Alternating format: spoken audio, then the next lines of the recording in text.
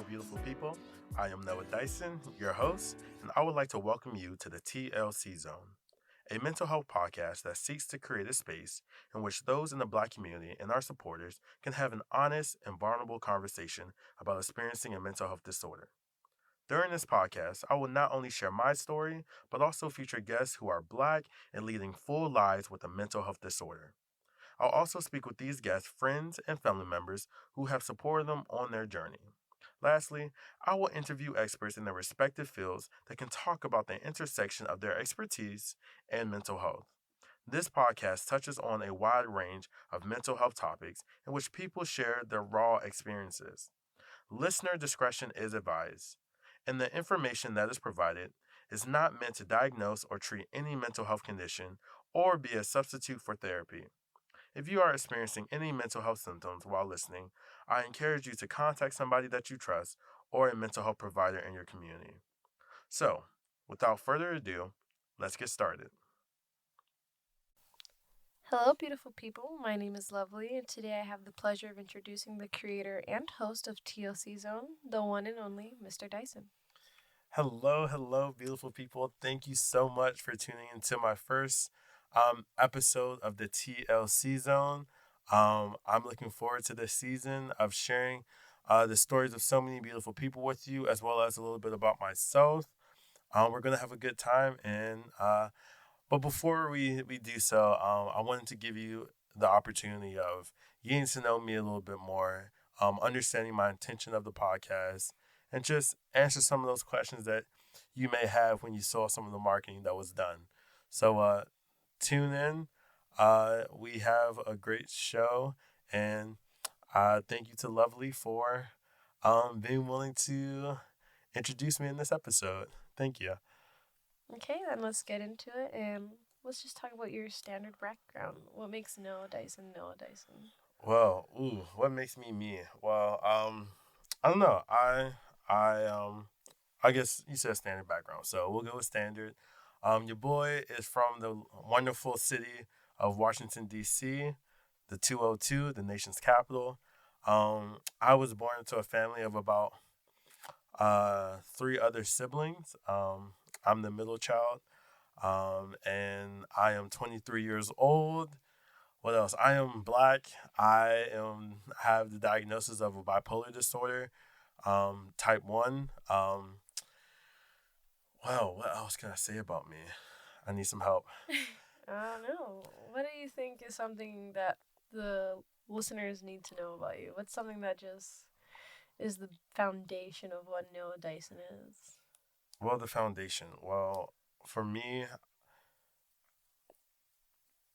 I've always been a pretty empathetic person.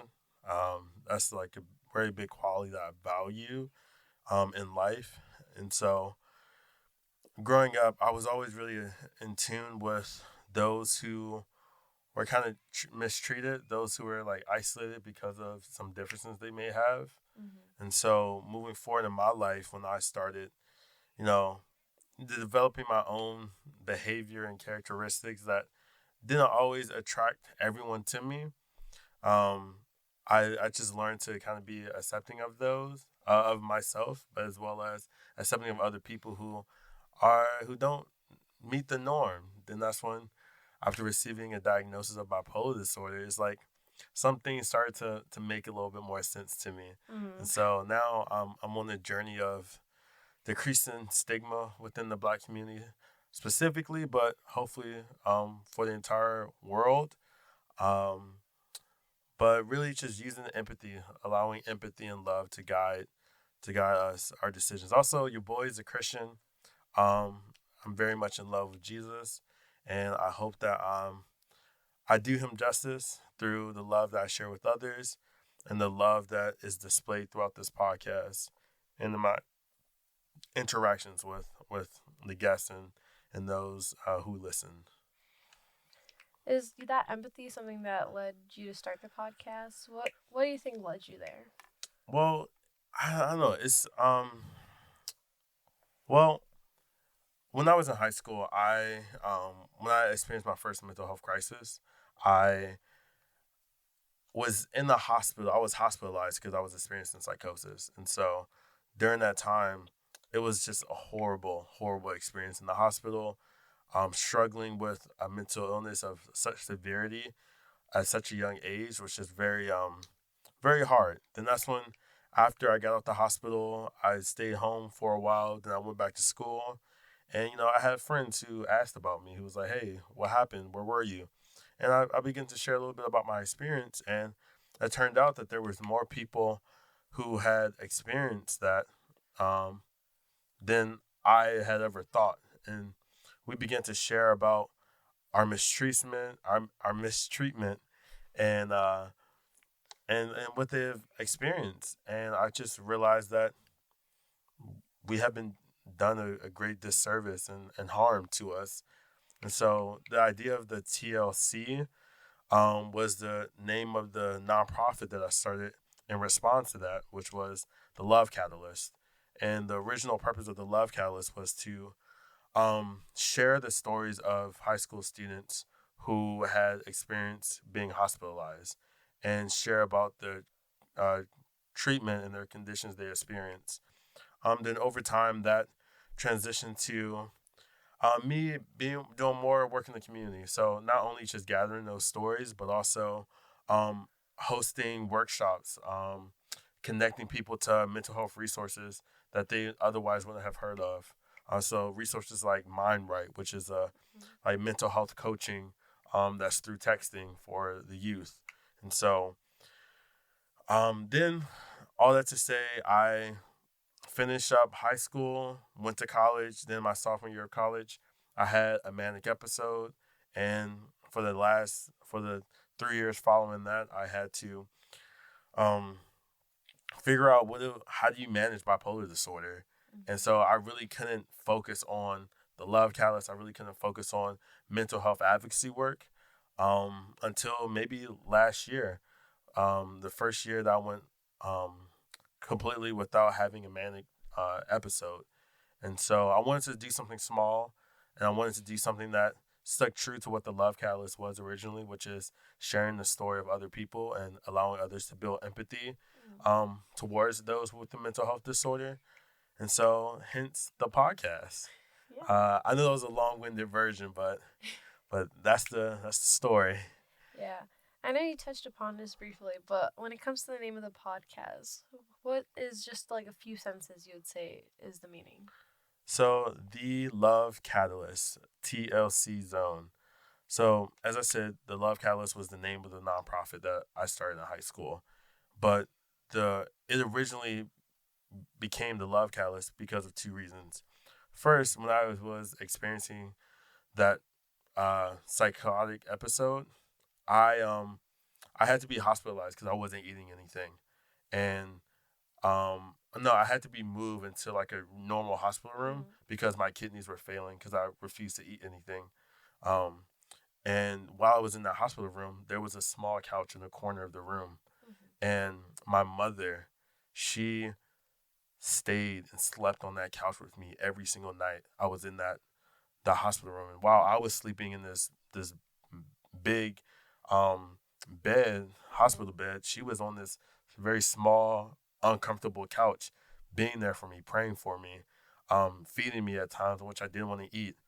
And so, without my mother, not even in that moment, but throughout my entire mental health journey, if she hadn't been there, I don't know where I would be. I probably wouldn't be alive to this day. And so, the idea of the Love Catalyst was someone who's willing to sacrifice themselves, sacrifice their needs, their comfort, even their ego and pride in order to heal, to love someone into healing. And so, but also me being Christian, I feel like the first example of what a true love catalyst is Jesus. And so that's where the Love Catalyst, how my own personal experience and my religious background. Yeah, I totally understand that, and that's really moving and inspiring. When it comes to the Love Catalyst, what would you say is your intention for at least the first season? Well, for the first season, this is my first season, so it's more of a trial and error. Honestly, I'm grateful that I was able to find the great people that I did, um, and their stories are so incredible, and what they've been through. but also how they're thriving and surviving now. Um, and just so many great stories, honestly. But my intention for the first season is really, it focuses a lot on the experiences of college age students or those who are in college, because those were my sample population since I'm in school. So it's a college student. I feel like a lot of people will relate to the experiences of my guests who have experienced depression, bipolar, anxiety. I think they're very common experiences amongst our age, as well as bringing in some experts in given fields that can touch on how the intersection of mental health in certain fields. And lastly, yeah, I think that's all I got for y'all. Yeah. I don't want to give too much away. Yeah. Well, for the first season, who do you hope to get involved? Like, what is your main target? My target audience is everyone on this planet, and those on the moon. No, I don't know. I think parents and other college age students, because one, since I am talking about that population, I do want people to know that those who may feel like they're suffering alone or feel like there's no one that can understand their experience, that there is someone out there. And that the person that you're hearing from through the podcast, they are not only have experienced what you're going through, but they're also working their way through it and surviving and still living a relatively good life, Not that it's a life free of challenges, but it's a life in which they can be proud of. And so with that, so that's one. So other college age students. And two, it's parents. I think parents. It can be very hard for being a parent having a child with a mental health disorder, because oftentimes, in some way, a parent may have contributed to a child's negative mental health experiences, and so for a parent to be willing to just listen and hear about the experience of their age children, really, it gives them an opportunity to learn, to grow, and to once again see how they can better support and love their own child. So those my two target audiences, I would say. When it comes to how you order the episodes or in what order you interview people or have on your podcast, is there any meaning behind that? Yes. Oh, so thank you. Thanks for asking. I totally forgot about that question. So the way that I'll order my episodes is very not it's intentional. I do so this episode, the Love Callus, the TLC zone, is really bringing on people who have a mental health disorder, a friend or family member or a loved one that supports that person with the mental health disorder, and then also bring on experts, like I said, experts in any given field that can touch on their field as well as how mental health connects to it. And so the way I structure this order, the episodes are just like that. So it's the person with the mental health disorder, then the family friend who has supported them, and then an expert. So it gives you a chance to hear from a different side each episode. And like I have different, even though this is a podcast that's geared towards the mental health experiences of Black folks, if you have a Black friend, if you have, a Black person you're dating, or if you're just an ally who wants to better understand the lived experience of Black folks, it's an opportunity to hear from how to support the lived experiences and like experts' advice. Yeah. What would you say your end goal for this podcast looks like? The end goal is to create a movement. There's a term that was created by Martin Luther King called the beloved community. Basically, what it means is it's that recognizing that a person's health and wellness and even pain and suffering is connected to another person's happiness, joy, pain, and suffering.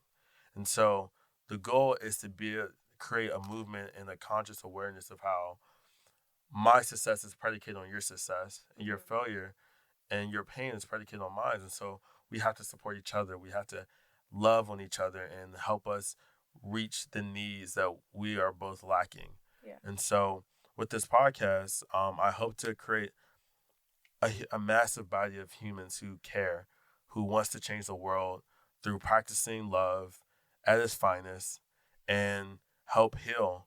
I think mental health um, is the prime first step for that, because so much happens in the mental first before it comes into reality. And so we can start there. I think we can only go up from there.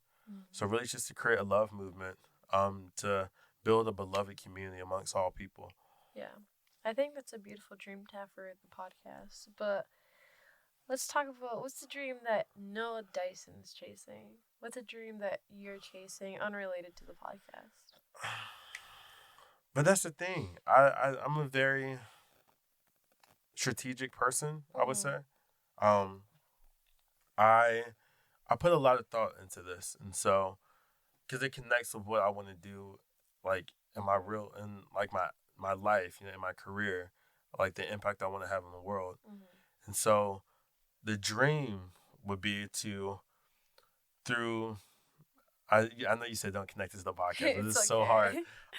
The dream is to establish a mental health hospital that works exclusively, at least initially, exclusively with those within the African diaspora. So it all connects, because I think that in America, and I think throughout the world, people of color or African people within Africa, but also African descendants, have some of the greatest health disparities that the world has ever seen. And so if I could give back to my community, the community in which I came from first, through establishing a hospital that can meet their needs, on their mental health needs, and then being able to branch it out to having a satellite hospital in Ghana, having a satellite hospital in Guatemala, Dominican Republic. So like wherever Black people are, that's where I hope to be, in order to better their mental health and help them, heal. Yeah. So, with all these big dreams, what would you say is your drive in life? What's revving your engine? I would say God. Um, I would like to say that I aspire for it to be God. I really hope that the things that I do in life is a part of God's will for my life. Sometimes I don't know, I get in my own way and I want to do my own thing, but that's a prayer that I say often, that help me do your will. So that's number one. That kind of drives me, my faith.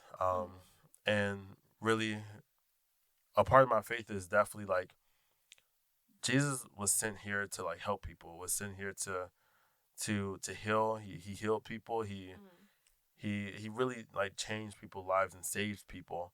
And so this podcast, I know, I hope that there's people who listen to my podcast who are from all different faiths and backgrounds and religions and ethnicities and sexual orientations and all that. And if I just so happen that through our conversation they have an itch to learn a little bit more about Christianity, then more the merrier. But I'm really that's my drive. That's my drive. And I guess my second other drive is just, which is I guess a bit more selfish. I don't want there to be a child that has had the experiences that I've had. Yeah. If I can prevent one child from having to be arrested because they had a manic episode or a mental health crisis, I can help one child not be ostracized or harmed by their family because of their mental illness. If I can help one child know that they're not alone in having a mental illness, and that there are people that love them there, even if those people are not within their own family, I want that to happen. And so That's what drives me. Just ending the suffering that Yeah. not just stopping the suffering that I've experienced. I just don't want that for other people. Yeah. I think we've definitely touched a lot on your intention and your drive and your dreams. But who's someone who's inspired you to want to achieve all this? Oof. I you didn't tell me about this question.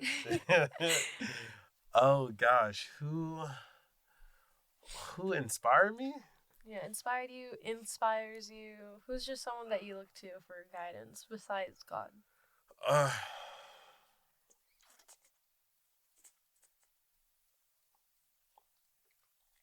that's a hard one. I'm gonna have to edit that. Who inspired me?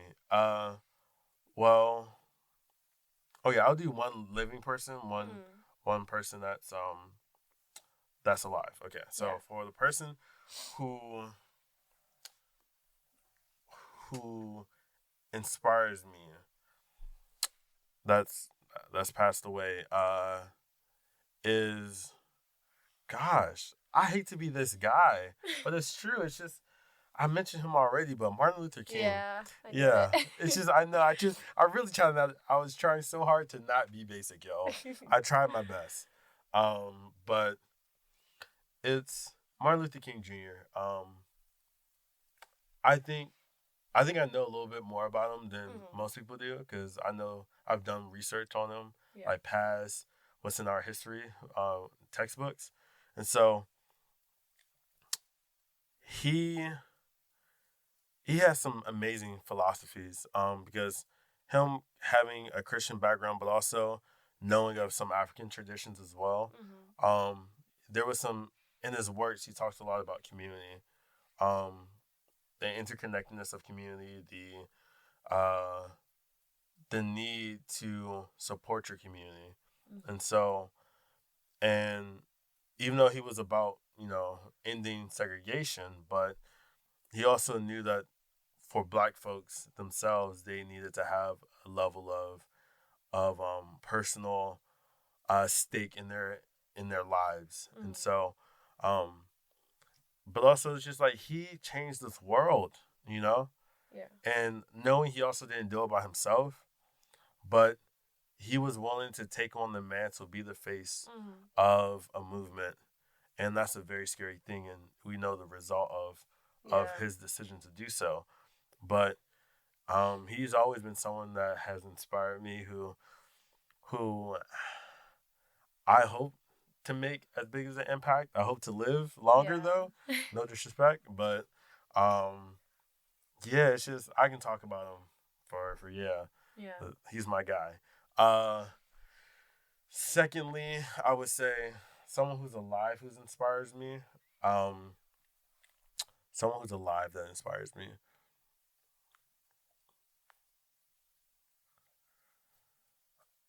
I want to say my family. Yeah. I want to say my family. Um, I want to say my family.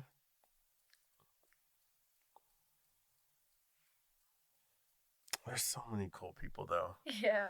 I want to say my family. They inspire me. My mom specifically, and my brother, and even my dad, because I really wouldn't be who I am today without them. Um, I've being family, you pick up different character traits from your family. I picked up a lot of good ones from them, and so for the good ones, I'm immensely grateful for.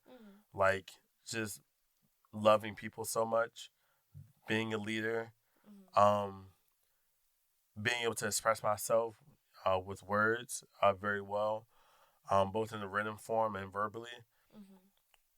So I'm gonna say family, and just one other person. Yeah. I want to say this, Jay Shetty.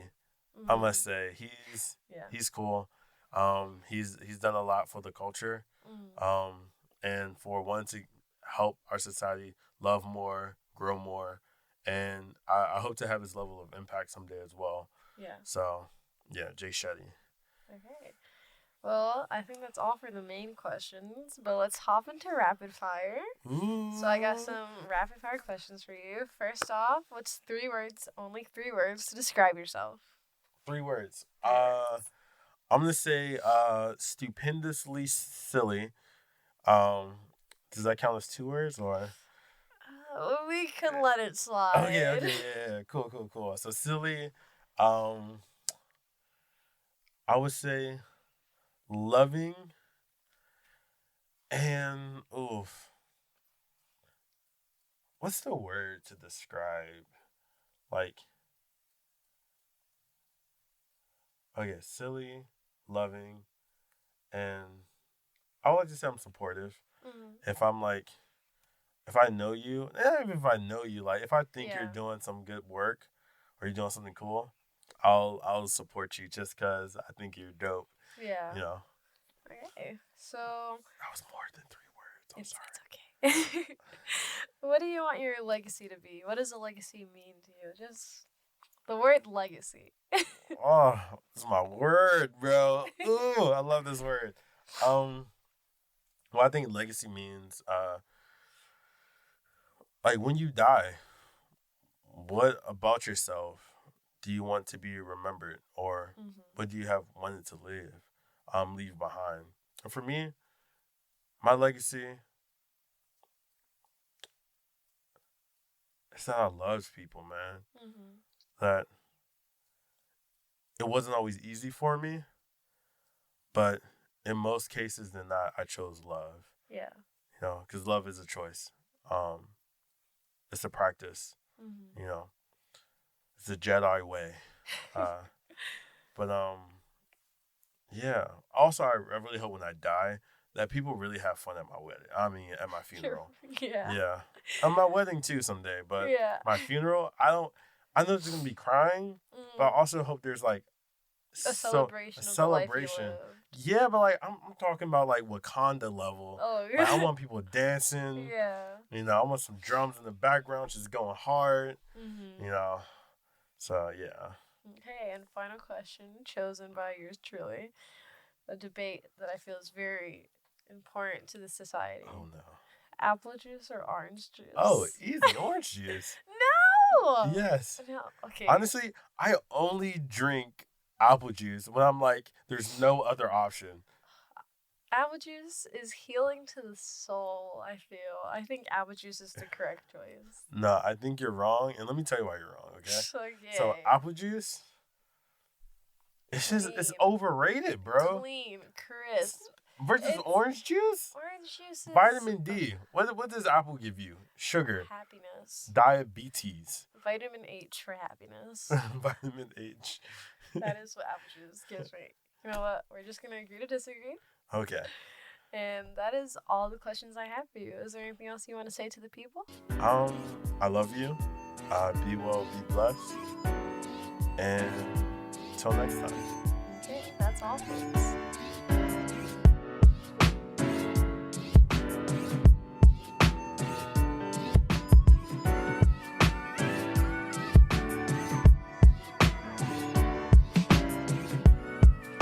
Thank you for listening to today's episode. If you are interested in learning how to identify, understand, and respond to someone going through a mental health crisis, head over to mentalhealthfirstaid.org. Mental Health First Aid is a skills-based training course that teaches participants about mental health and substance use issues and how to respond to them. If this interests you, hop over to their website, mentalhealthfirstaid.org, and get trained today. Also, be sure to follow the podcast Instagram at TLC_Zone Podcast and subscribe to the YouTube channel for weekly motivation, affirmation, and laughs. Thank you.